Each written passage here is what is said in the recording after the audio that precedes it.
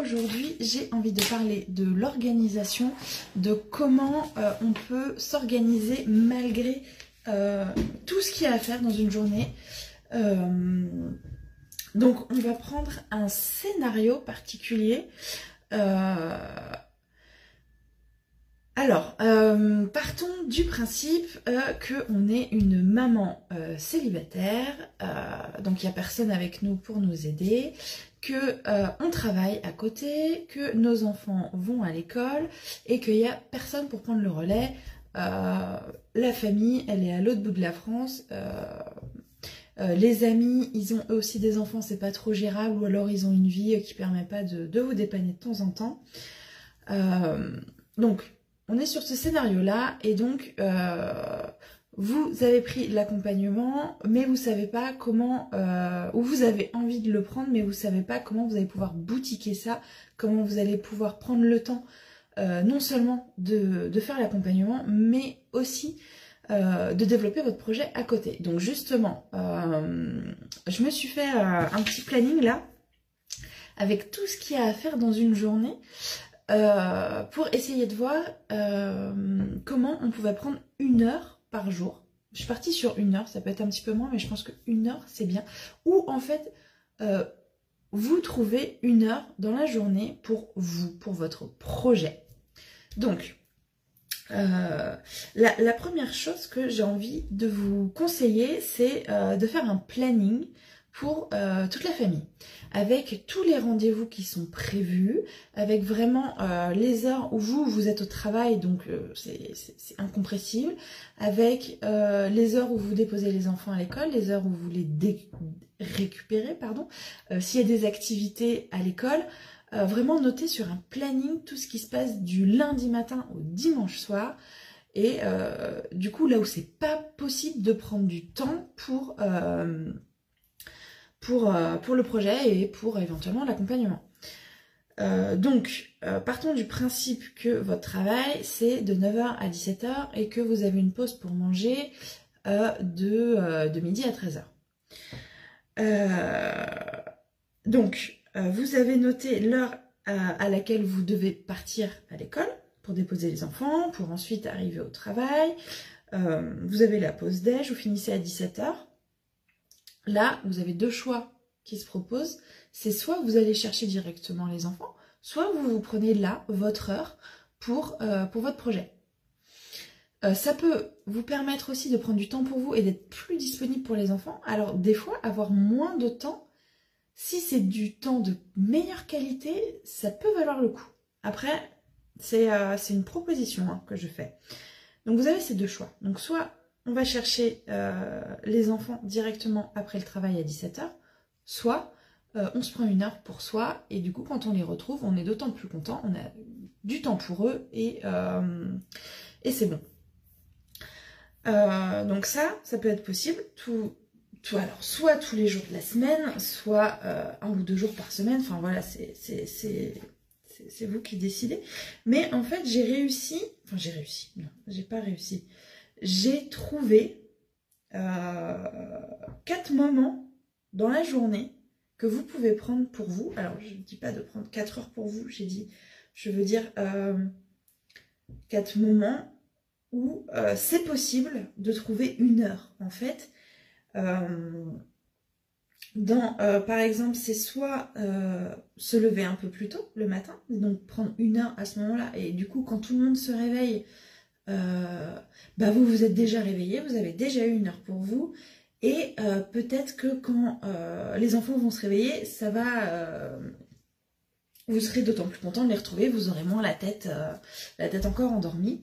Je sais que c'est pas possible pour tout le monde. Moi par exemple, si je me lève à 6 h au lieu de 7, mon fils va se réveiller tout de suite, et clairement je vais pas pouvoir faire ce que je veux. Donc ça par exemple, je sais que c'est pas possible pour tout le monde, mais on n'a pas tous les mêmes enfants, on n'a pas tous des enfants qui sont à 300 à l'heure dès 6 h du matin. Donc pour celles qui peuvent se permettre de se lever avant les enfants, ça peut être une solution. Ensuite, donc à l'inverse, ça peut être 1 heure une fois que les enfants sont couchés. Je sais pas, par exemple, si vous avez l'habitude de vous poser, de scroller sur le téléphone, ou de regarder une série, ou de lire un bouquin, peu importe. peut-être cette heure-là peut servir à votre projet. Si vous sentez que vous avez besoin de votre série, de scroller sur le téléphone ou de lire, c'est ok. Je suis pas en train de dire vous avez du temps, vous avez qu'à le prendre. En fait, là, mon objectif est de suggérer des solutions et à vous de choisir celle qui sera la meilleure pour vous. Ensuite, la troisième hypothèse que j'ai trouvée, ça va être sur la pause déjeuner. Ça peut être un temps où vous mangez un casse-croûte ou une salade pendant que vous êtes sur votre projet. Donc, de midi à 13 h, vous avez 1 heure pour vous.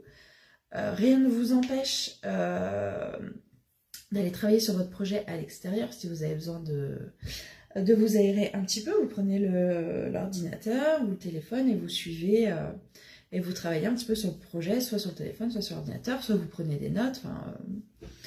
Ça peut être à l'extérieur aussi. Et enfin, donc comme je l'ai dit, ça peut être 1 heure avant d'aller chercher les enfants après le travail. Voilà, moi j'ai trouvé ces 4 hypothèses. Peut-être il y en a d'autres. Moi je n'ai trouvé que ça. Alors ensuite, peut-être que vous allez me répondre à juste titre. Ouais, mais dans ton programme, quand est-ce que je fais les courses? Quand est-ce que je fais le ménage, pardon. Alors, ce que j'ai trouvé comme solution pour les courses, par exemple, ça va être le drive. Le drive, ça peut être fait en quelques minutes, soit avant de vous coucher, soit le matin, soit sur la pause déj, voilà. Ou, alors, il me semble qu'il y a même des applications, je ne sais plus comment elle s'appelle cette application, mais en fonction des repas que vous voulez faire, elle va mettre sur votre drive ce dont vous avez besoin. Je ne sais plus comment s'appelle cette application. Si vous la connaissez, n'hésitez pas à mettre en commentaire. Ça peut servir aux autres. Donc ça peut faire gagner du temps plutôt que d'aller dans les magasins. Alors en plus, avec les enfants, après une journée d'école, une journée de travail, je pense que si on peut éviter d'aller faire les courses avec les enfants, ça peut être un sacré gain de temps. Donc il y avait le drive. Et ensuite, pour le ménage, alors moi, ce que je fais pour que ça me prenne pas trop de temps, sans parler de la femme de ménage, parce que je sais que c'est pas possible pour tout le monde et c'est ok comme ça. Alors ce que je fais moi, c'est j'ai un planning aussi pour le ménage. J'ai un planning, avant même d'avoir une femme de ménage, j'avais un planning pour les lessives. Je sais quel jour je fais une lessive, je sais quel jour je ramasse le linge et du coup ça me permet de pas être débordée. Ça peut paraître peut-être vous aurez l'impression de perdre de la spontanéité. Moi, déjà d'une, ça me rassure. De deux, ça me permet de dormir la nuit, de savoir que j'ai pas du retard et de savoir exactement quand j'ai besoin de faire une lessive.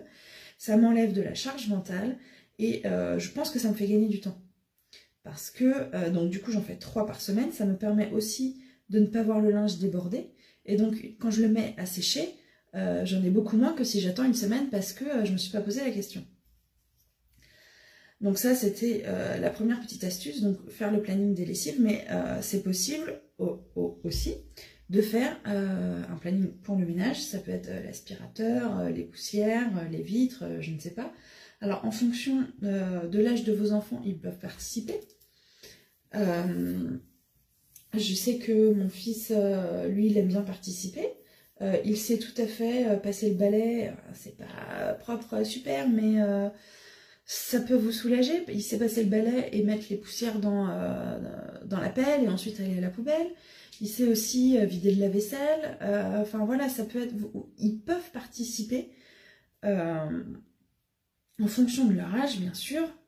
Mais ça peut déjà vous soulager et du coup en grandissant ce sera normal aussi pour eux de vous aider à participer à l'entretien de la maison et du coup c'est aussi leur rendre service parce que quand ils auront leur chez eux, je sais que je vois loin hein, mais quand ils auront leur chez eux et ils sauront ce qu'il y a à faire dans une maison, ils sauront comment garder une maison propre et rangée. Voilà ce que je voulais partager aujourd'hui. Donc vous rappelez que 1 heure par jour, déjà 1 heure c'est vachement bien, si c'est 30-45 minutes c'est très bien aussi. 1 heure, donc entre 30 minutes et 1 heure par jour pour votre projet, c'est très bien, ça suffit largement. S'il n'y a pas le temps tous les jours, c'est pas grave non plus. pas se mettre de pression. En fait, il ne faut pas que votre projet vienne empiéter sur le reste. Il ne faut pas que ça vous rajoute de la charge mentale. Il faut vraiment que ce soit quelque chose qui vous fasse du bien et que ça ne devienne pas une charge supplémentaire au quotidien. Voilà, donc l'idée bien sûr c'est de s'y tenir et de prendre une habitude, comme vous avez l'habitude de vous laver les dents après manger, et ben vous prenez l'habitude tous les jours, tous les 2 jours, 3 fois par semaine, dès que vous pouvez, prenez l'habitude d'avoir cette heure-là pour vous. Et bien sûr, si vous avez un bon plan d'action, si vous savez exactement quel chemin suivre, ça va clairement avancer, c'est sûr. Je vous suggère de ne pas le faire seul, parce que trouver un plan d'action pour arriver à ses objectifs quand on a la tête pleine, comme on l'a quand si on est maman célibataire, qu'on travaille, qu'on a des enfants, vraiment je ne vous conseille pas de le faire toute seule. Ça risque de vous épuiser, vous risquez d'être découragé, et si vous êtes seul, il n'y aura du coup personne pour vous remotiver. Voilà, donc c'était ce que je voulais vous partager aujourd'hui sur l'organisation, et